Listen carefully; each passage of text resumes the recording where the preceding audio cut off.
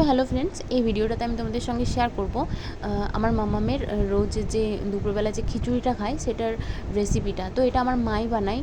তো আজকে আমি একটু কাটাকুটিগুলো করে দেবো।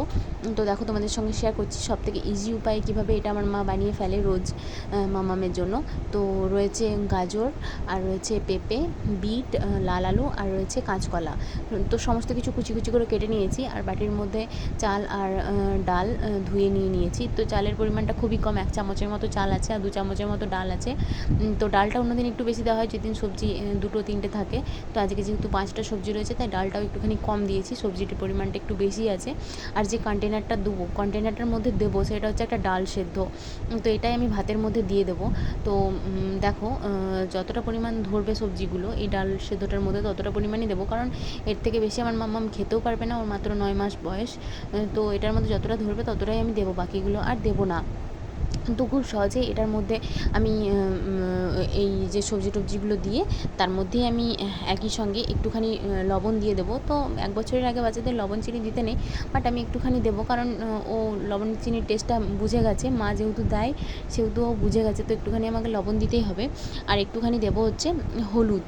তো আর কিছুই দেবো না। আমি আমার বাচ্চাকে এখনও অবধি তেলের কোনো টেস্ট করিনি, মানে তেল এসব ওকে দিইনি, খাওয়াইনি। তো এই খিচুড়িটা তেল ছাড়াই হবে, শুধুমাত্র একটুখানি লবণ আর একটুখানি হলুদ দেবো, ব্যাস। আর পরিমাণ মতো জল আর সবজিগুলো আর একটুখানি ডাল আর চাল দিয়ে ব্যাস এটা আমি ভালো মতো আটকে দেবো।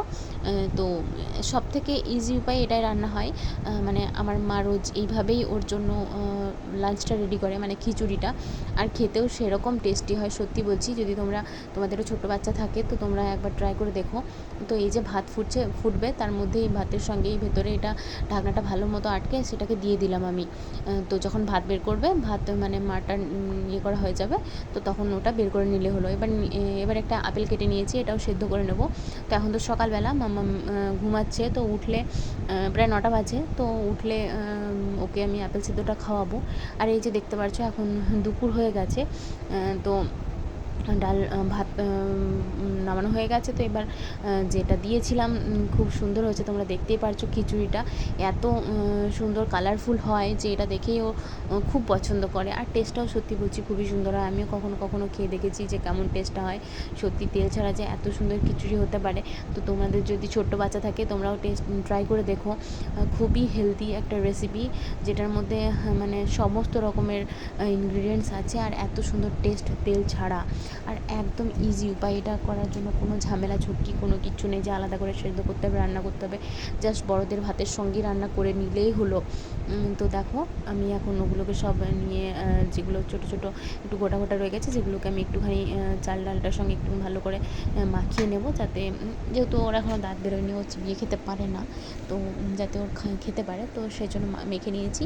আর আমি এর সঙ্গে নেব একটুখানি মাছ নেব, যাতে ওর টেস্টটা বোঝে, খেতে শেখে আস্তে আস্তে। আর একটুখানি কেঁদুরি ভাজা নিয়েছি, বাট ও খাবে না, তাও নিয়েছি। তো দেখতেই পারছো। আর এটাও খুব মজা করে খায় রোজ, এই ধরনের খাবারটা ওর খেতে খুব পছন্দ করে। ও কোনো মিষ্টি জিনিস বা কোনো কিছু খেতে পছন্দ করে না, ফর্মুলা মিল্কটাও ইভেন পছন্দ করে না। তো এই খিচুড়িটা খুব পছন্দ করে ও খেতে। তো রোজ আমার মা ওর জন্য এটা বানিয়ে দেয়। তো আমি ভাবলাম তোমাদের সঙ্গে রেসিপিটা শেয়ার করি, যে মা কতটা ইজি উপায়ে ওর জন্য বানিয়ে দেয়, আর এত টেস্টি হয় আর এত মজা করে খায়।